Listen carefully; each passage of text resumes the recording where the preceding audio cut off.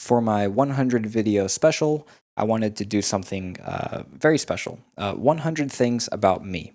And while I was uncomfortable writing this, writing so much about myself, I actually enjoyed it because I got to give a voice for some of the things that I enjoy. So here we go. I'm a Christian, supralapsarian presuppositionalist.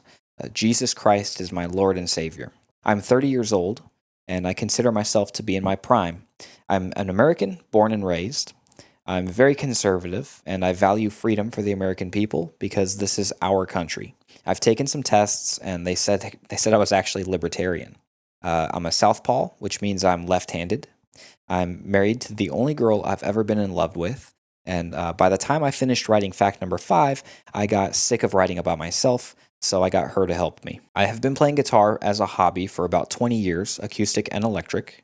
The intro to Fade to Black from Metallica was probably the first thing I learned on my own. I love playing board games with my family. My favorites might be Subterra, Stone Age, and Risk, but when I was a kid, it was Monopoly. I love playing video games largely because I can get immersed in all kinds of the different worlds they create, and I can use and learn all their systems and maybe get a sense of accomplishment. And my top 3 favorites are definitely Vintage Story, maybe Civilization 5, and maybe Valheim.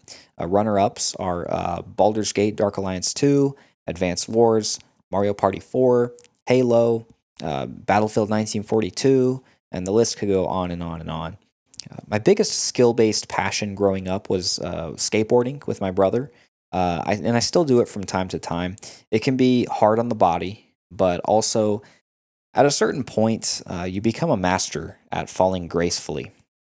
I've never broken any bones, thank God. If I didn't get so good at it, at skateboarding when I was younger, I certainly wouldn't be doing it today. It's not something, it's a love-hate relationship that I have with it. Because when I don't do it and I don't exercise, I don't feel good. But when I do it, I feel great. You know, my body's moving. I'm feeling, I got my core muscles all built up. But then it also comes with, it's just hard on the joints, isn't it? I love music. My 3 favorite music artists are Death, Tame Impala, and Chromeo. Although growing up, it was Journey and Metallica. I'm working on a progressive and highly melodic chiptune album that only utilizes 2 pulse wave tracks and nothing else. I've spent years working on it to my satisfaction, and I still have years to go. It's made with Family Tracker to essentially emulate the sound chips of the original NES, Nintendo Entertainment System. It will most likely have 8 tracks, and I plan to release 1 track at a time as they get finished, potentially several years apart from each other. The first track is already like 99% complete, and I plan to release it soon. The others have varying amounts of work still needed. It will be my one major music project of my life, as a love letter to music. To give back to the music community. It is slow going, though. You can't rush art. My 3 favorite movies are probably Nobody, It's a Wonderful Life, it's a great movie, and Forrest Gump. Runner-ups are probably The Truman Show, Rocky, The War, a lot of the old Jackie Chan movies, such as like Who Am I, Operation Condor 2, and Gorgeous. Goodfellas, Good Will Hunting, American Sniper, American History X. And there's bound to be several more movies where I'd probably be like, oh my gosh, I forgot, this should have been number 1. My 3 favorite TV shows are probably Breaking Bad, The Office, and probably Avatar: The Last Airbender. My wife showed me that one and I really liked it. Runners-up are The Andy Griffith Show, Gomer Pyle, USMC, Stranger Things, Boy Meets World, Prison Break, the original Batman, The Three Stooges, The Wonder Years, the first 3 seasons of SpongeBob, Better Call Saul. There are too many to mention. I'm working on a couple of small video game projects, but I don't think I have invested the time to be able to have the skill to really make anything groundbreaking. They're really just like love letters to the video game community. I own a house in Alabama.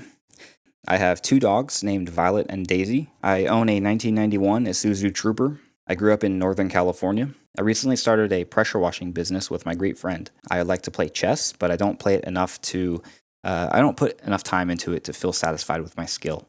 I have never taken an official IQ test, but I understand that there are different areas of intelligence that an IQ test may not account for anyways. It's something I used to want to do, and now I don't really care. I have been thought to be a compulsive learner, voiced by the vice president of a company I was working for at the time. I believe I have an addictive personality, As once I get interested in something, I often seem to become attached and addicted to it, excited about progressing it to be this huge, wonderful project or something. I never went past the fifth grade in school.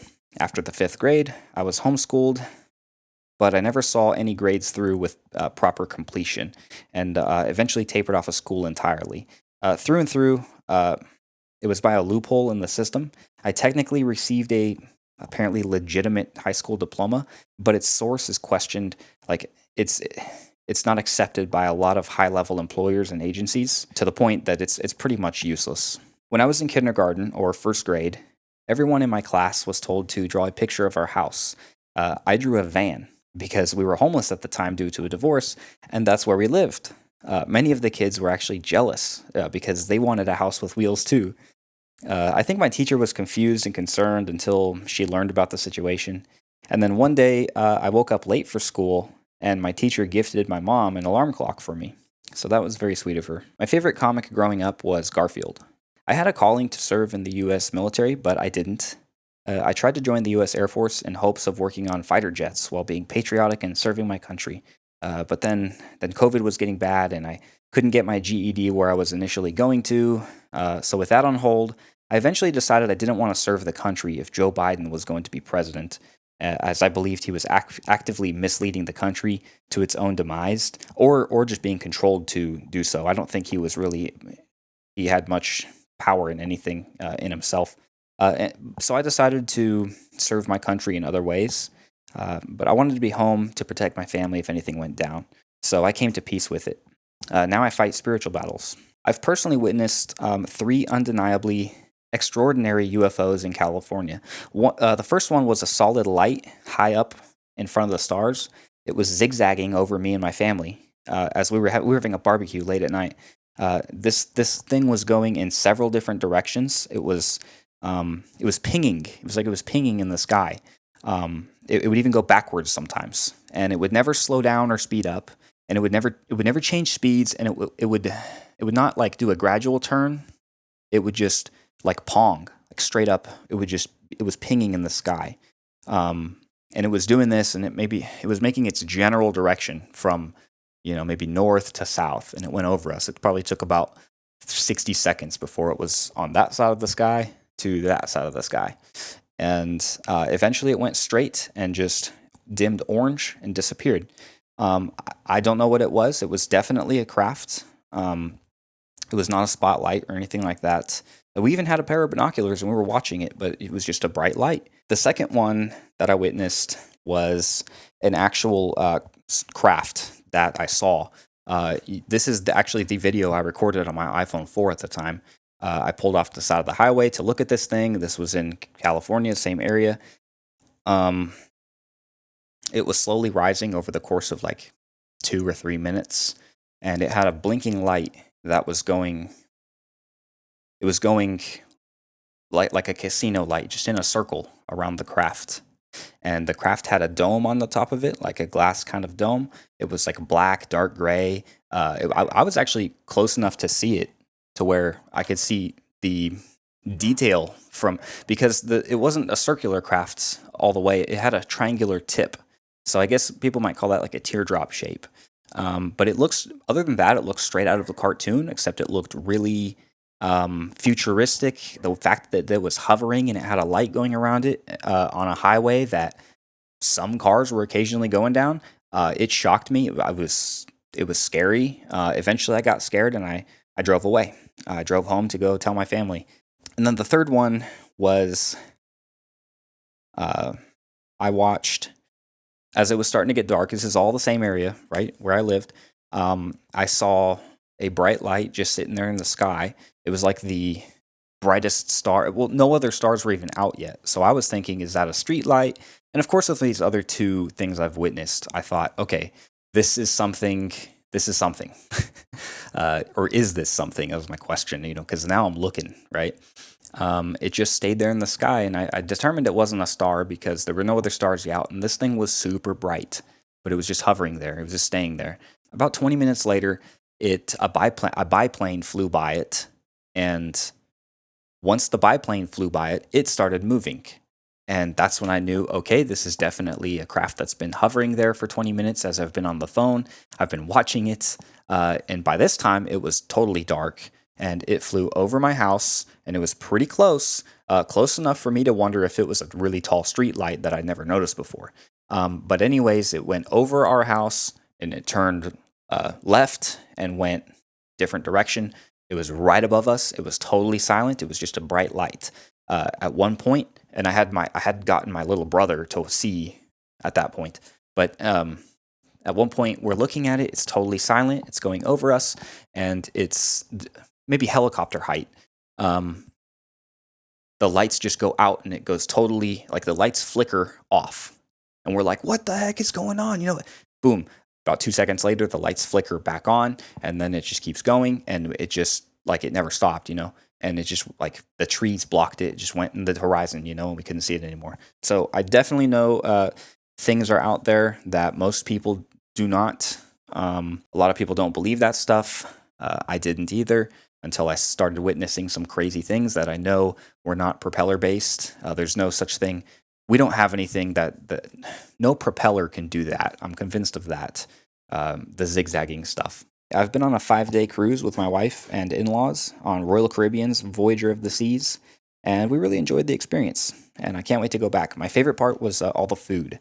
I was the reason Vintage Stories and Nego Studios changed the supporter forum title from Very Important Vintarian to Very Supportive Vintarian, because I did not like how I was being unfairly treated by the forum staff, and I used the very important verbiage as leverage to establish that they should be treating me more fairly.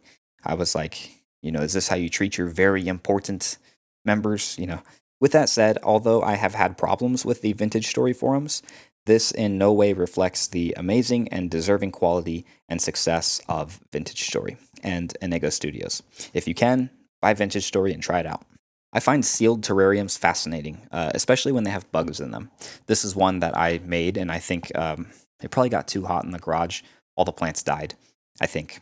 I've spent about 10 years driving a forklift and working in hard manual labor. Now I enjoy selling. I sell major construction, residential roofs.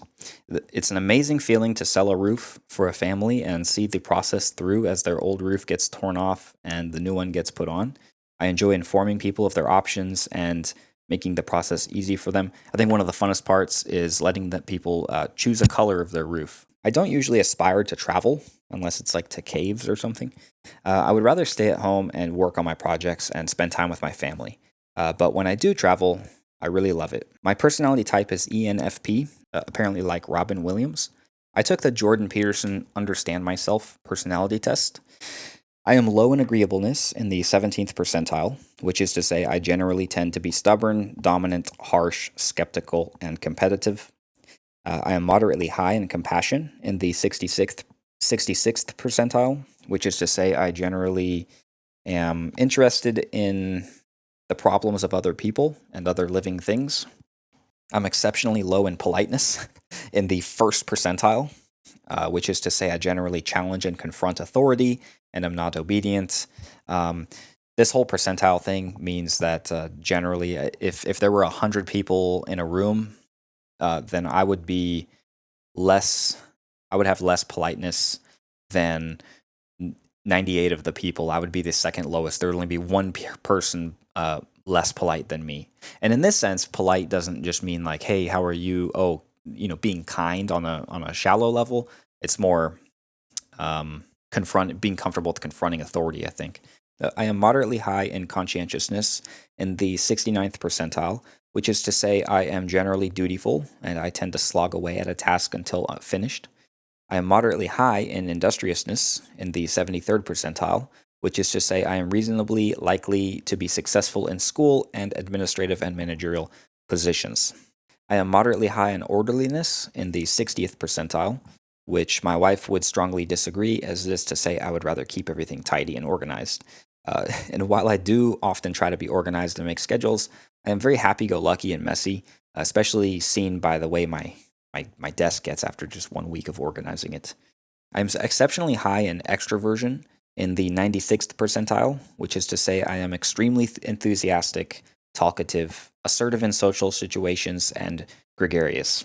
I am very high in enthusiasm in the 95th percentile, which is to say I'm an uncommonly excitable, happy, and easy to get to know. I am very high in assertiveness in the 90th percentile, which is to say I am the type to take charge, which has its ups and downs. I am typical or average in neuroticism in the 42nd percentile, which is to say I have a balanced view of the happiness and sadness of the past, present, and future.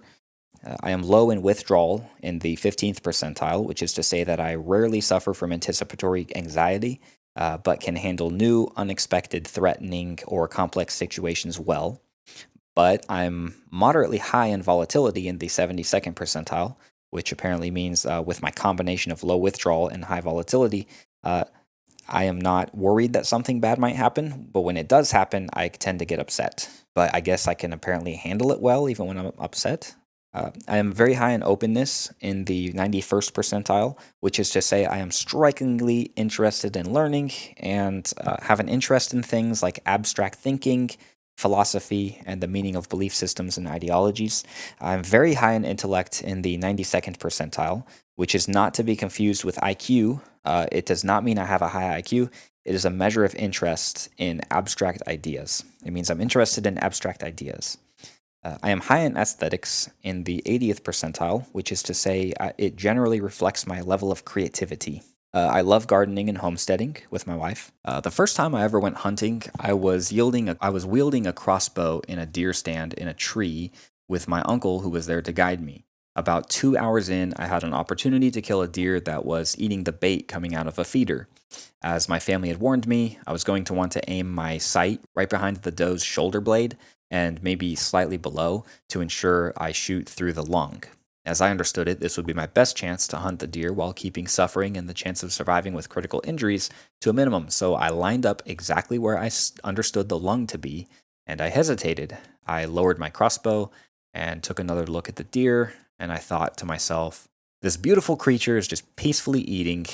If I pull the trigger, I will end its life, and that's on me. And while I spent probably a solid 10 seconds thinking deeply about this critical moment in both the deer's life and my own, I decided that the reason I was out there was to develop a critical survival skill in case I would need it one day to protect and provide for my family.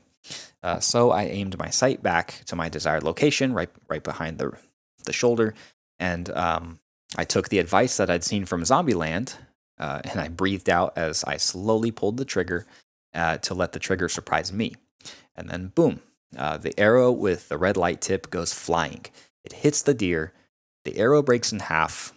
Half of it is still presumably in the deer. The deer jumps up, and all of the other deer flee. My deer ran away. We waited in the tree stand for a few more minutes to ensure no animals saw us up there, lest they learn, where the tree stand is, because you don't want the animals to know where your hiding spot is. We eventually climbed down and began following the blood trail. And after a while, we found my deer. It had died, presumably only a few moments after being shot. We drug it through the woods, back home, all the way up the hill. And once we got the deer home, my other uncle pulled out his knife and began gutting the deer in the backyard in his pajamas. Sure enough, I had shot straight through the lung. At this moment, I was thinking, wow, my wife's family is awesome. I love the South. As kids today would say this is fire. We drove the deer to get it further processed, and several weeks later, we were having a family barbecue with my deer on the menu. While I have never gone hunting after that, my respect for the deer's life made it difficult, and it holds a special place in my heart. It was a very, very special moment. My ancestors consist of a mixture of many ethnicities, so like many of us, I am a mutt. I believe I'm mostly Russian and Italian, but I also have English, Irish, and German.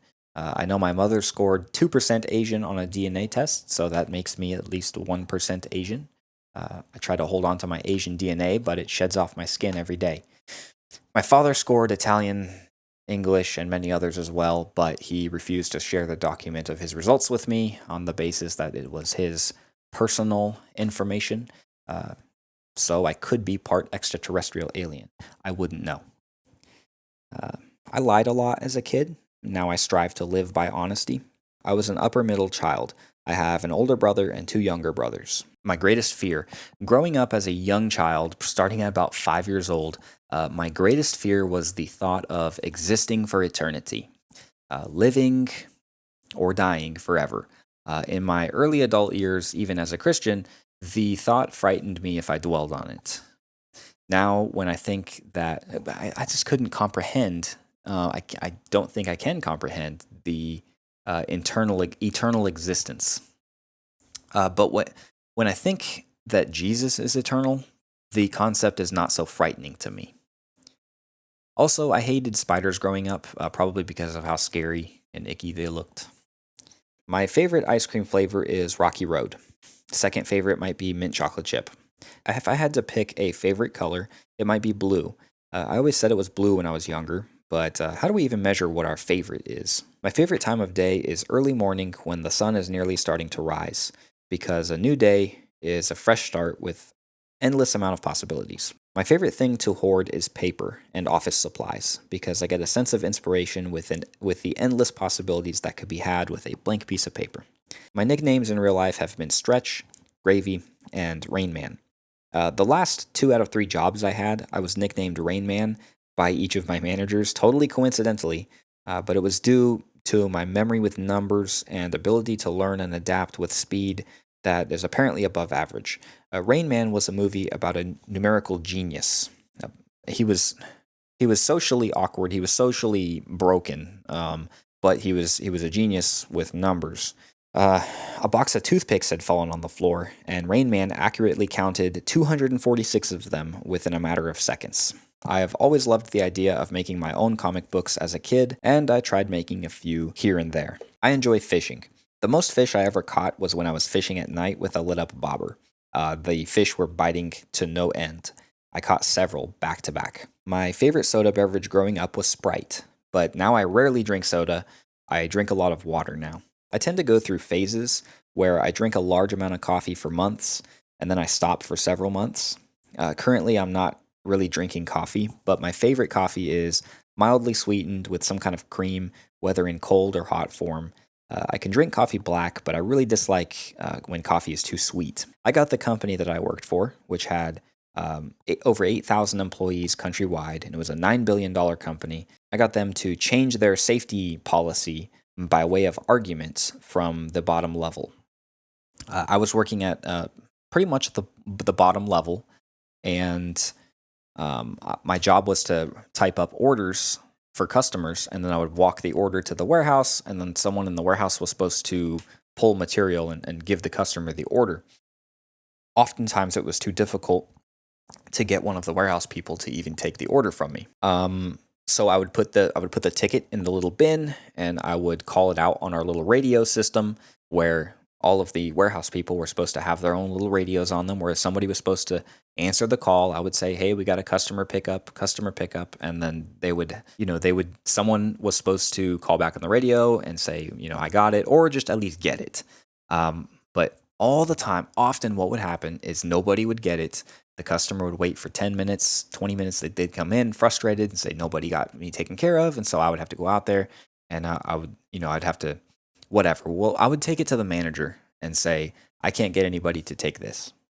And the manager would storm out and go, hand it to somebody. But what would happen often is the operations manager would say, "Well, why don't you just call them on your phone?"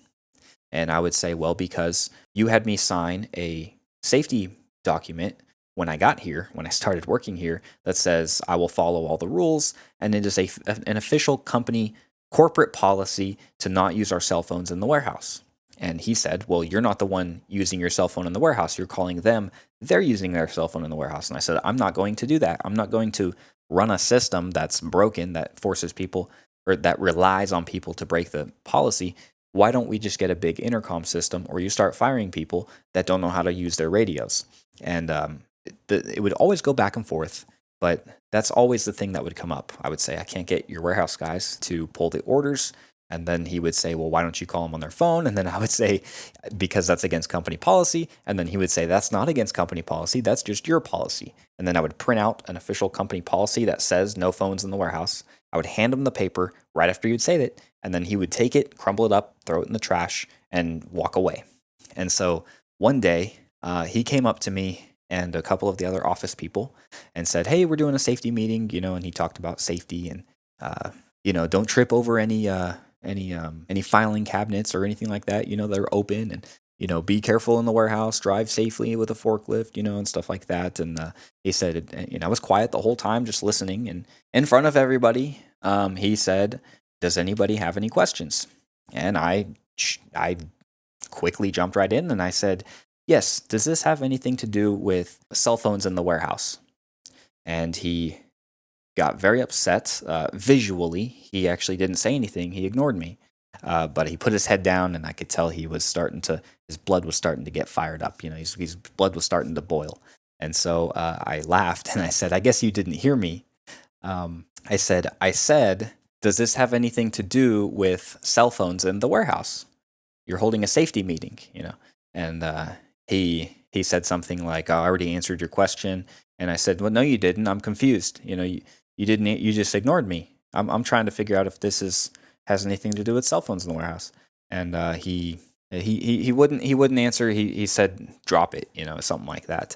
And I said, "Well, I'm not signing this then. I'm not signing this little safety paperwork for the safety meeting because you're not answering my safety question." And he stormed off, and he said, "Well, he took everybody else's, and then he stormed off." Well, he came back a minute later with another safety meeting that he had to catch up on because they were supposed to do safety meetings every week, and we hadn't done them in months. So he came right back out, and he was like, "Okay, we have to do another one, and this one is on the subject of drinking water and when it's hot, or taking breaks, or whatever." And so I was silent, and I waited until the safety meeting was over. And then when he was done with his talking points in front of everybody, he said, "Does anybody have any questions?" And I immediately jumped in and said, "No, because this whole thing is a joke. I asked you a safety question in the 10 minutes ago for the other safety meeting, and you ignored it." And then I just remember he got very frustrated. He was someone who would get hot-headed at work, but he stormed off. And then I read the paper and that he wanted me to sign. And the bottom of the paper said, if what I was signing was that I attended the meeting, and at the bottom of the paper, it had said, "I understand that if I have any safety questions, then I will go directly to my regional safety manager." And I thought, "Oh, okay, so this is what he wants me to sign." So I was like, "Oh, okay." So I went down to my operation manager's office, and I said, "Hey, who is our regional safety manager?" And he said, "It's Bob." And I said, "Okay, thanks." And I started to walk away, and he said, "Why?" And I said, "Well, because the safety training paper that you want me to sign says at the very bottom, it says at the very bottom that if I have any safety questions, then I will go directly to my regional safety manager. And so that's what I'm going to do. Thank you." And I started to walk away, and he flew out of his chair like he had sat on a thumbtack, and he said, "Where's Dave, the branch manager?" And I said, "I don't know." And I said, "Why?" And he said, "We're going to go talk to him." And so I could feel my blood pressure rising, and I was like, "Oh boy, here we go." So I go back to do my job, and about 5 minutes later, the branch manager opens his office door, and he says, he calls my name, and I said, "Hey, what's up?" And he said, "Come here and talk to me come in here for a minute." And I said, "Okay, right now I'm helping a customer. Do you want me to finish with the customer, or do you want me to go straight there?" And he said, "Go ahead and finish with the customer." I said, "Okay." So my blood pressure's probably pretty high right now. I'm thinking, I got thoughts running through my head, But I know I'm in the winning position, and so I'm not worried. I'm just alive. So I wait and finish up with the customer, and then I get a water bottle. I remember I was like, I need a water bottle. And I was thinking, I had my little safety paper that I'd printed from the corporate training, that says clearly no cell phones in the warehouse. And so I go in to my manager's office, and my operations manager is there, the one I've been arguing with, and my branch manager's there. And I open the door, and I joke, and I say, So am I in trouble again?" Which was a joke because I had actually never been in trouble there before. but I just thought I'd lighten the mood, So I said, "Hey, so am I in trouble again?" And my branch manager said, "Well, kinda." And so I said, "Whoa, hold on. Well, what did I do? What did I do wrong?" And he said, "Well, it's not that you did anything wrong." And then so right there, just to pause for a second, I was immediately thinking, "Okay, you're telling me I'm kind of in trouble, but I didn't do anything wrong." And so that already right there, and especially because I know that I'm being it's kind of silly, right? I'm being unfairly in trouble, being put in trouble here. It's kind of silly. Um, so I felt I had the advantage from the get go. I was able to hold my own. Um, so I didn't feel like I was in trouble. So he said, "Why do you feel the need to go over my head when you have a safety problem?" A question. And I said, "Well, I'm actually surprised that operations manager here didn't communicate this with you, because I just explained it to him." And he was looking at me. Oh man, he was mad. But I pointed right at him and I said, "I'm surprised he didn't tell you," because I told him, I said, "The paper that he wants me to sign at the very bottom says that I understand that I will go directly to the regional manager, safety manager, if I have a safety question." He did not answer my safety question, and so I frankly think it's a little bit ridiculous that I have to go over your head, but that's what the paper says. And he said, "Okay, well, that's good that you think it's ridiculous, because it is." He said, "Can I see that paperwork?" And I showed him the paperwork, and long story short, my manager got the regional safety manager on the phone. And then it was a three-way call, or it was a four-way call between the four of us. We had this phone. My manager's phone was on the speakerphone in his desk. And so he tells the regional manager, safety manager, he says, "Hey, look, I'm the branch manager. If I go out in the warehouse and I get a phone call, I'm going to answer my phone in the warehouse." And he said, "I'm going to make sure, if I'm driving a forklift, I'm going to jump off the forklift first. But I'm going to make sure I'm in a safe area, but then I'm going to answer that phone because it could be a customer. Am I doing anything wrong?" And the regional manager said, "Well, no, if you're making sure you're safe, I think that's fine. And so my branch manager said, "Well," he looked at me and said, "Well, does that answer your question?" And I chimed in, and the regional safety manager was able to hear me because we were on speakerphone. And I said, "Well, no, actually, now I'm more confused than before I walked in here, because the corporate policy says, the safety policy says, there are no cell phones allowed in the warehouse. Now, words have meanings." And I said to the regional safety manager, I said, "It kind of seems like you're wish-washy right now. Are you being wish-washy? Because I'm seeing the official policy says no cell phones allowed, and now I'm hearing you kind of sound like you're justifying that, well, sometimes cell phones are allowed. So I'm confused. Are cell phones allowed in the warehouse or not?" Well, then he kind of was like, "Well, let me look into maybe I missed something, maybe I." And I understand most of the time. I think safety managers get a lot of flack because people don't want to be safe, And so I don't think he was expecting the call to go that direction. And so, anyways, we had a great talk between all three of us, the two managers and I. And I really had to defend myself there, because I was actively pushing against a manager, and I understood that. But I was in the right. I was doing things by the book. And look, I'd always told them, I said, they would say, "Well, those rules are ridiculous." And I said, "Exactly. So instead of having me break the rules, why don't we change the rules? Why don't we get rid of the ridiculous rules? Sometimes the rules are ridiculous.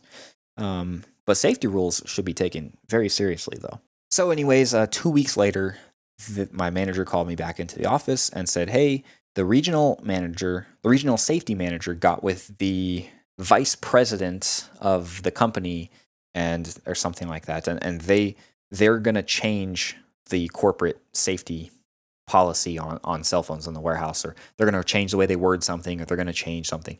And so that was how I got the $9 billion company I worked for to change their safety standards. Also, my branch manager had said, "Hey, your operations manager here feels like you were attacking him in the meeting when you were asking him those questions." And I replied right in front of him. I said, well, I was asking safety related questions in a safety meeting, so if he feels like that was attacking, then maybe he shouldn't be running the meetings. Why is he running the meetings? And I understand that that can be harsh. I was very harsh. I was. But I was standing on firm ground, and he should have handled the situation better, much better. So all around, I really liked him. I really liked him as a person. Uh, he such a great guy. Such a great guy. We just clashed at work. That was all. I really like him as a person. He actually sold me a firearm. Um, I mean, we would talk about Star Wars sometimes because he loved Star Wars, and I love Star Wars too. And so, just what a great guy. But we would clash at work. I used to love going on late night drives with loud music. I sometimes still do it, but not as much as I used to. It's better when my wife is with me and we can listen to our favorite songs. I think the first novel I ever read all the way through was Cujo from Stephen King, The Rabid Saint Bernard, and I enjoyed it. My favorite alcoholic beverage is vodka. It's pretty flavorless to me. I like my ribeye steak medium and medium rare, and the fat is the best part. I love and support what the Cartnarks is doing. I can tend to be a bit of a hypochondriac at times. I love camping, but I think there can be more dangers in the woods than most people are willing to believe. I see a lot of what they call eye floaters. They're like these little squiggly, transparent lines in your vision. And when I focus on them, it's like a cluster of spider webs, and they move loosely based on where my eyes move. A lot of them are kind of connected with each other, actually. But they can be easily ignored, and I often go months at a time without even thinking about them. My eye doctor told me our eyes are made of like a jelly type substance, and that is what we're seeing. But I've kind of always noticed them my whole life, and they used to bother me a lot until I learned how to ignore them. And then now it's like I don't even have them most of the time. I have 15-15 vision. I was terrified of heights when I was younger, and now I do love flying. People often tell me I overthink subjects, but I have developed my own signature response that sometimes I am thinking the proper amount for the subject, and perhaps they are underthinking it. My mom had me taste a cigarette when I was a little kid. It was so nasty, and I never smoked anything growing up.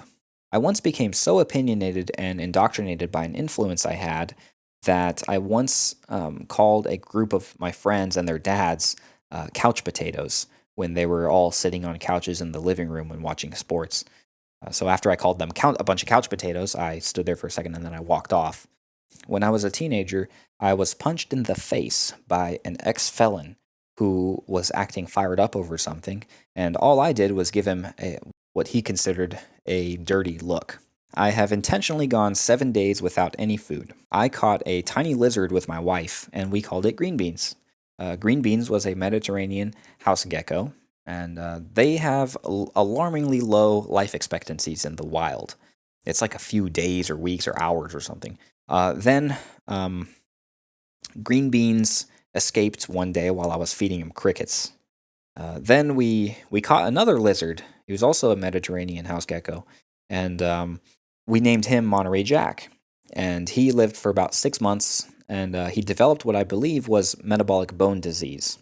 So I didn't realize how important it is for lizards to not just have light, but a special light and certain beneficial vitamins besides just crickets and stuff. One day when Monterey Jack was in a vitamin soak in his pool, I was studying about metabolic bone disease in lizards, and when I went to check on him, he had drowned. So of course my wife reminds me I drowned him every time the subject comes up. I tried pressing the water out of him and giving him CPR-like compressions with my finger, but I tried getting the water out of him, but he did not survive.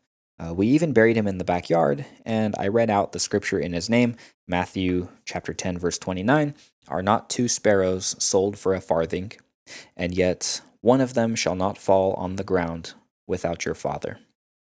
I believe this was important for my wife, but it was important to me too. I think the Phone Losers of America has some of the greatest prank calls, and my wife cannot stand him. One of my favorite YouTube series has always been X's Adventures in Minecraft. It's a classic.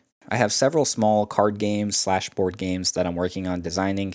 including managing warehouse stock, sailing an ocean as a Viking with a unique dice based sailing system, growing pepper plants and using them to battle with each other, and protecting the world from alien spaceships. Once during a road trip with my wife from going from California to Texas, we ran out of fuel in the middle of nowhere, Nevada. We stood outside for hours, or mostly I stood outside for hours.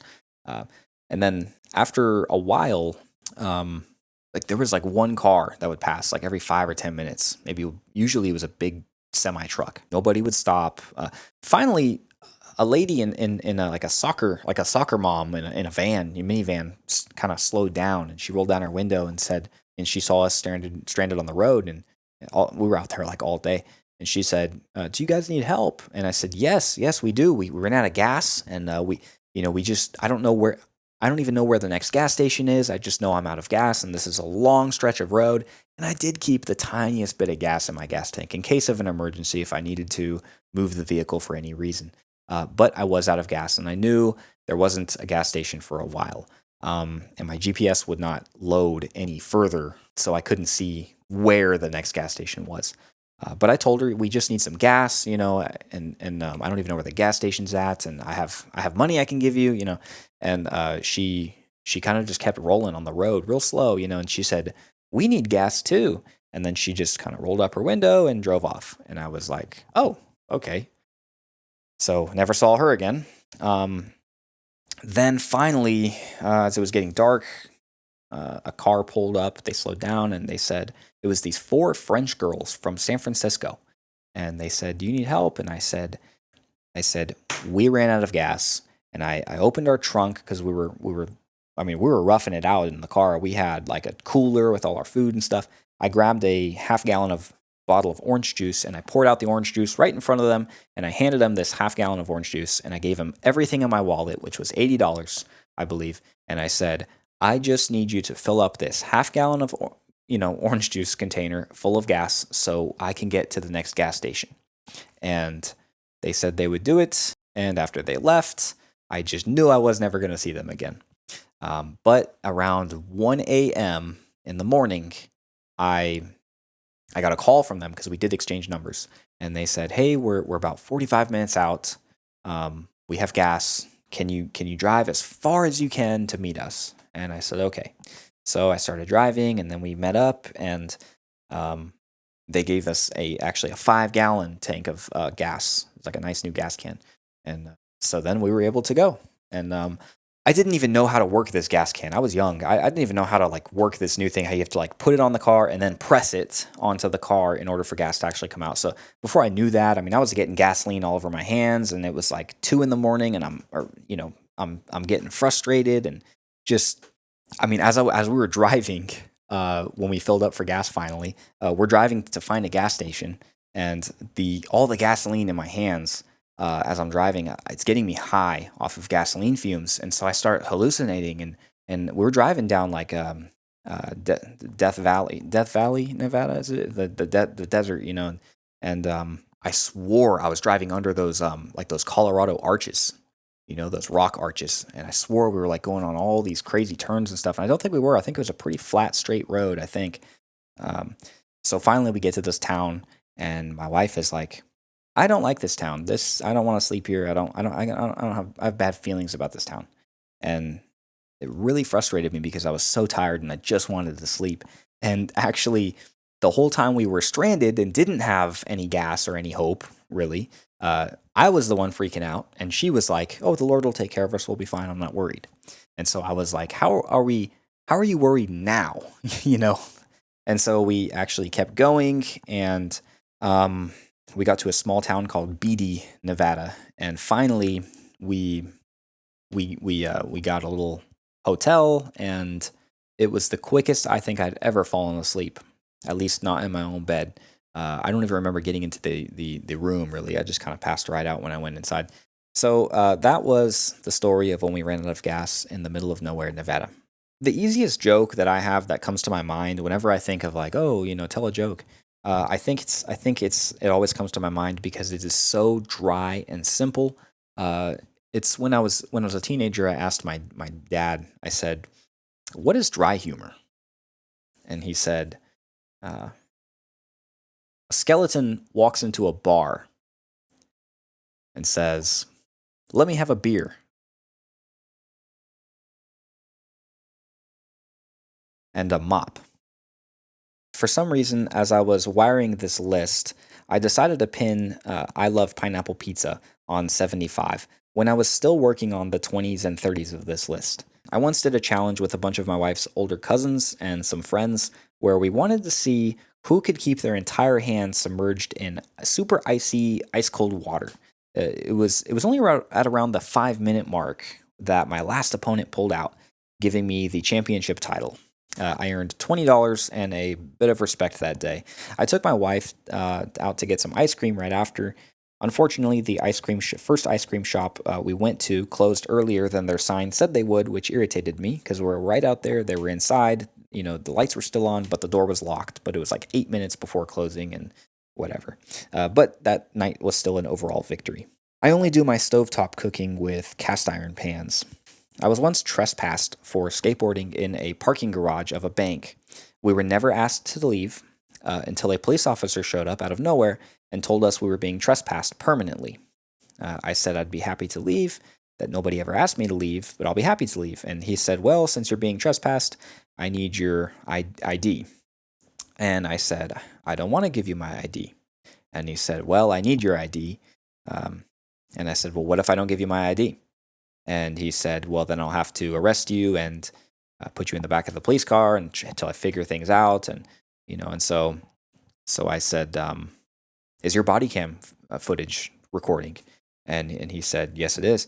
And see, my heart is racing at this point because I know I'm confronting a cop, and I know I didn't want to give up my information if I didn't have to. So I told him, I said, "Well, under threat of arrest, I'll give you my ID. Since I'm being threatened to be arrested, I'll give you my ID." And my thought process was, if it was actually not legal with how he was doing that, because I don't know the technical laws. It might sound intuitive to you, but maybe he wasn't supposed to, because he didn't serve me any papers or anything with the trespassing thing. And so I don't know. I didn't know, but I was like, "Look, under threat of arrest, I'll give you my ID." And so I looked and I was like, "Oh, I don't have my ID on me." And so he's like, "Okay, what's your name?" And so I said, "Do I have to tell you my name?" And we did the whole process all over again. And, am I going to be arrested if I don't give you my name? And it was just, silly thing because I could have lied to him at that point and given him a different name. And what would he have known? So I gave him my name and date of birth and all that stuff. And he kind of checked it in the system. He had somebody back at the office check it through his little radio, And then he said, "Okay, what's your guys' phone numbers?" This is my friend and I. And he said, "What's your guys' phone numbers?" And my friend gave him his phone number. And then when he looked at me and I said, "I don't want to give you my phone number." And he said, "Okay, well," I said, "Why?" And my friend was like, "Hey, yeah, why? Why did I just give you my phone number?" And he's like, the cop was like, "Well, in case anything goes wrong, then we can call you. And at that point, my friend was irritated because he's like, "Man, why did I just give him my phone number? I should have questioned it too." And I said, "Well, I don't want to give you my phone number. Am I going to be arrested if I don't give you my phone number?"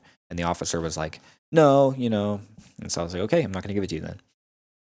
Then we were permanently trespassed from this bank that had the parking garage that we would skate in. When it rained. And I should request the body cam footage because it's been about 2 years, I think, and I never actually requested it. I don't know if it's too late for that or not, but I've been meaning to check. I like seafood, especially escargot, but the only time I had escargot was on a cruise ship in a nice restaurant. On my pre-ASVAB test, I scored a 9 out of 10 in arithmetic reasoning, but only a 4 out of 10 in math. I've never even learned algebra. I should look into it. I've had a bicycle fly off of a car and hit my car on the highway once. It was a sedan, and it had two racing bicycles on top of it. They're very expensive bicycles. And I was driving, and I saw one of the bicycles kind of start to flip up, like it wasn't strapped down onto their roof properly, and it flew off. And I swerved to the side, and it hit my door, and I ran over the back of it with my back tire, or I ran over the bike with my back tire, and yelled out a profane word, and pulled over. And these guys were from the United Kingdom, and they didn't even have a driver's license that was for America. It was a United Kingdom driver's license, and they wanted to give me a couple hundred. Really, they didn't want to give me anything. They saw I was young. I had just bought my car, and it was a pretty nice new used car, and so I was like, hey, there's a dent on the door. And they're like, oh, it's this tiny dent. If I were you, I'd just be happy I was alive, blah, blah, blah.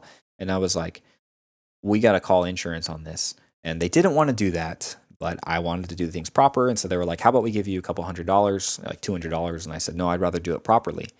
Um, so they gave me a copy of their insurance.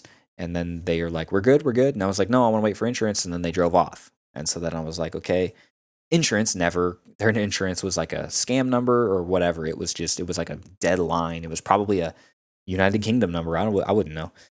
So then an officer pulled up behind me and he was like, what's going on? I see you on the side of the road and I see a bicycle on the road. It's all mangled up. And I was like, well, I told him the situation and I told him about how these guys just drove off. And I was trying to get, like a claim filed on this thing to do it properly. And the officer was just like, yeah, just call their agents and call your agent, and have them figure it out. And then he walked away. I was pretty disappointed. The cop didn't care. He didn't want anything to do with it. And I never actually got any kind of compensation for it. But luckily, the dent on the door was minimum. Now, if something like that were to happen again, honestly, if it was such a small dent, I probably wouldn't have done anything. But yeah, I would have taken the $200, if anything. I stand a solid 5'8" in height, but some of my friends are like, no, dude, you're definitely 5'9", 5'9". So I guess I'm 5'9" on a good day. But I'm also careful not to exaggerate, and I know a lot of people do exaggerate with height. I had a coworker who he had to be like 5'7" at best, 5'7", and he told me in the summer when it gets hot outside, he's like, well, yeah, when it gets hot outside in the summertime, my muscles loosen up and my spine loosens up, and I get about 6 feet tall, and I was like, this guy is full of baloney, and so I said, wow, you're like a human slinky, huh? And he laughed and he's like, yeah, kind of, ha, ha, ha. So I thought, what a goofball. I am pro Second Amendment. I voted for Donald Trump for president because I believe he has intentions to rebuild America to be a stronger country. And I do know the media lies about him. I don't know everything about him. I don't know everything the media has said about him. I don't know a lot. But I do know there are cases where the media has lied about him and demonized him. One example is how they say he incited violence, and he had specifically said, he encouraged people to peacefully and patriotically protest. So these are key points here that the media is pushing an agenda, and I think he does not deserve the treatment he's got from my point of view, from what I can tell. I have went ziplining, and it was very high up in the woods, and it was very fun. I don't know what shape the Earth is. I would have to take someone's word for it either way. This doesn't look like a real photo to me. I'm not convinced this is a real photo. I believe it is possible that Sasquatch could exist. Obviously, it is a logical possibility. It surely also is a physical possibility too. I haven't searched everywhere. I grew up as a people pleaser. I had no backbone and couldn't say no to people. I don't like roller coasters or large rides that I don't have control in. I don't like the sensations of the intense movement. It gives me anxiety not being able to stop when I want to stop. But if I do go on the ride, I happen to usually love the experience once adrenaline kicks in. My top 3 fast food chains might be Chick-fil-A, In-N-Out Burger, and Panda Express. But Panda sweetens their food so much, so does Chipotle count? I'm all for the brisket for Chipotle.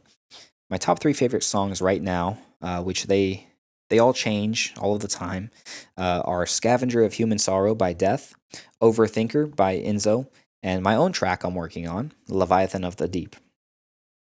On a scale from 1 to 10 of how funny I think I am, I think I would say maybe a 5, because there are some people who I can make laugh all of the time, and I've made my fair share of hilarious original jokes with comedic timing and all that. But I also think I'm usually pretty serious, so I'd say a 5. I used to catch lizards in the wild by crafting a harness out of a piece of grass and putting it around their necks like a leash. Then I was able to walk them. If you smack a lizard in the head repeatedly with a piece of grass and you're far enough away and that piece of grass is long enough, in my experience, the lizard does not fade them. They think it's the wind blowing grass in their face. And so you can make a little noose harness thing out of it and just put it right over their head and pull it and they're yours. I've had at least 2 root canals and braces and then Invisalign. I don't think mankind has ever landed on the moon. I'm not convinced. Go look at the moon and ask yourself if you really think mankind has made it up there and then came back. Um, I don't think this is a real photo. I'm not into sports like football, baseball, or soccer. It's not that I'm against them. I've just never got into them. Probably because my dad was never into them, so I never got into it. I have no tattoos and no piercings. The only time I was ever fired from one of my first jobs was because I went to a concert instead of going to sleep for work. The next morning, when I didn't show up, they told me to just go into the office, and instead I didn't. I just didn't show up, and they called me and fired me. I felt amazing weight off of my shoulders. I was in a bad point in my life at that time. I was young and stupid. I should have just quit if I didn't want to work there. I should have quit properly instead of just not showing up. I am pro life, pretty anti abortion. Number 100. This one is a recent trait that I've developed. I used to want to learn everything, be the best at just about everything. I used to want to be the smartest person in the room. I used to want to be good at everything. I, you know, I kind of was cheated by a proper education. And so when I was maybe 25, I bought a bunch of math books, like starting from the 4th grade level. And my idea was like, I'm going to go through this and relearn. I'm going to learn math, starting it because I know like division and multiplication, but that's about it. Um, and so I wanted to learn algebra. I wanted to learn all this stuff. I wanted to be like a genius in calculus. I wanted to apply myself and learn it. And with just working every day and making money and trying to stay alive, I learned that that's not really me. Um, I I think it goes along with my addictive personality, but I'm just too volatile. I do different things every day. I don't stick to routine all that well. I make routines and then I don't stick with them. And to an extent, that's a negative. It's a discipline issue. But also, I realized that I don't want to, you know, I already grew up without all of this general knowledge. It wasn't beat into my head when I was little. And so I realized I'm totally comfortable as long as I can reason, then I can go out and do just fine in life. I can still learn, but as far as trying to cram a bunch of knowledge in my head when I'm at home, um, in such an extreme fashion, I no longer have the desire to do that because I think the reason I wanted to begin with was pride. I wanted to be the best at math. I wanted to be the best at everything, and I no longer have that pride. Now I just want to be correct, fair, and enjoy my life with my family and friends as I look to Jesus Christ. All right, that's it. I hope you guys enjoyed it. I want to learn more about you guys. So if one of you were to like happen to do a video like this, that would be so awesome. And if you do, please share it with me. I would love to be eating lunch one day and get a notification from one of you guys that you're sharing more about who you are with me. Like, oh, this person is from Iceland and they like to help people recover from addiction and they also have this hidden talent, and people are interesting and you are interesting, even if you don't think you are. If you think you're not that interesting, then that doesn't mean you're not interesting. It means there's a reason you have determined you're not interesting. There's a reason you're thinking that, but that reason could just be that you just don't look at yourself fairly. You're too hard on yourself, or you don't realize that the things that are normal and bland to you are different and fascinating to other people.